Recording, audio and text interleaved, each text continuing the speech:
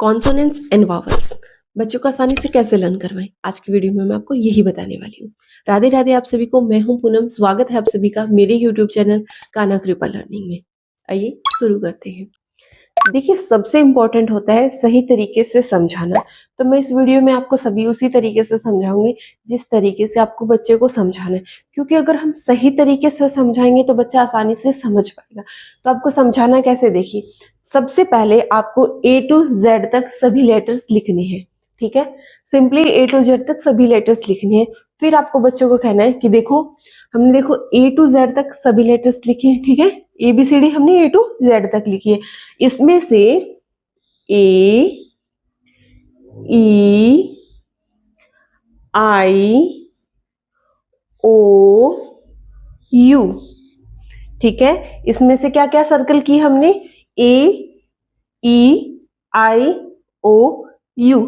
तो इन्हें हम क्या कहते हैं, वॉवल्स। इन्हें हम क्या कहते हैं, वॉवल्स। किन्हें कहते हैं, A, E, I, O, U। ठीक है, आपको स्टार्टिंग में बच्चे को ऐसे ही समझाना है। फिर क्या कहना है, देखो जो सर्कल हमने किए हैं उन्हें हम वॉवल्स कहते हैं, और जो भी लेटर्स बच गए ना बेटा, जिसमें जैसे कि B, C, D, F, इन सभी को हम कॉन्सोनेंट्स कहते हैं। ठीक है, इन सभी को हम कॉन्सोनेंट कहते हैं। जो हमने सर्कल किए हैं 5 लेटर्स, जैसे कि A, E, I, O, U, इन्हें हम वॉवल्स कहते हैं, और बाकी जितने भी लेटर बचे उन्हें हम कॉन्सोनेंट्स कहते हैं। ठीक है, तो आपको सिर्फ वॉवल्स लर्न करने हैं, कॉन्सोनेंट्स ऑटोमेटिकली आपको लर्न हो जाएंगी। पहला तरीका तो ये है सही समझाने का। दूसरी चीज क्या आपको करनी है, फिर आपको बार बार बच्चे के साथ ये चीज को रिपीट करना है, रिवाइज करवाना है। ठीक है, जैसे कि अच्छा तो बताओ कौन कौन से वॉवल्स हुए, A, E, I, O, U, ये हुए वॉवल्स। ठीक है, तुम बताओ।